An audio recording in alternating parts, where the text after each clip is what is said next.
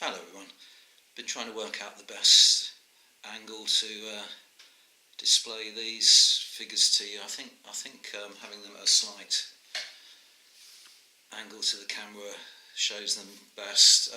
These are my latest figures that I finished for my Crimean War project, 18mm Eureka figures.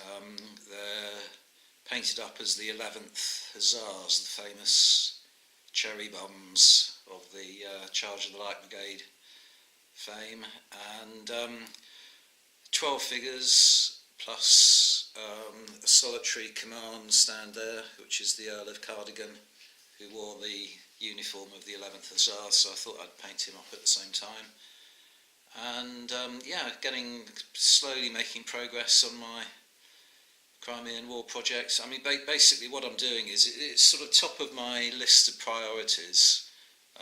Has been for nearly a year now, but I'm not painting exclusively Crimean War figures. I'm basically always ensuring that there is something to do with this project on my work desk, but rotating through other things as well. So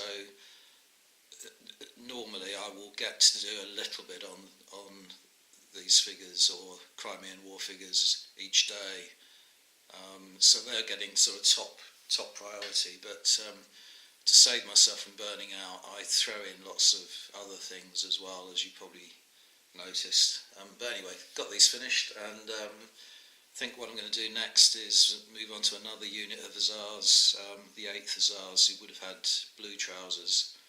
So it'll be the same figures, but just painted up differently. On the matter, I've said this before about these figures, that I find them a little bit puzzling in that they're not AB, but they are by the same sculptor, and they're sold through the same channels, so through Eureka, which are based in Australia, or through Fighting 15s in the UK. So they're very closely associated with AB, who are renowned for the detail that they put onto their figures, and there's no exception with these. I mean, even things like the piping on the cuffs is there for you to see, so you don't have to freehand it or anything like that.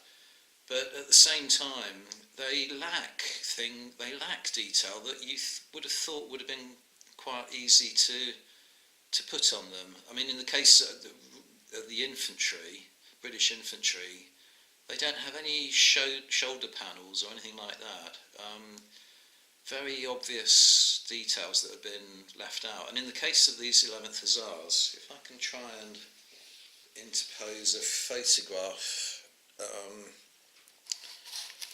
have to just go up a bit. Okay, so there's a photograph of John Yates of the 11th Hussars. He was the lieutenant and adjutant, and the thing that I want to point out to you is the sheepskin on the horse, the sheepskin saddlery and horse furniture.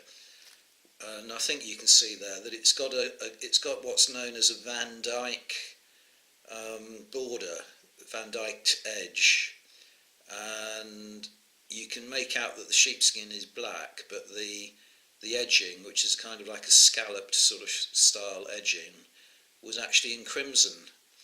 Now, if they can manage to get on piping on the cuffs, then surely to goodness they could have managed to do that with the much larger detail of the Van Dyked edging. But every single figure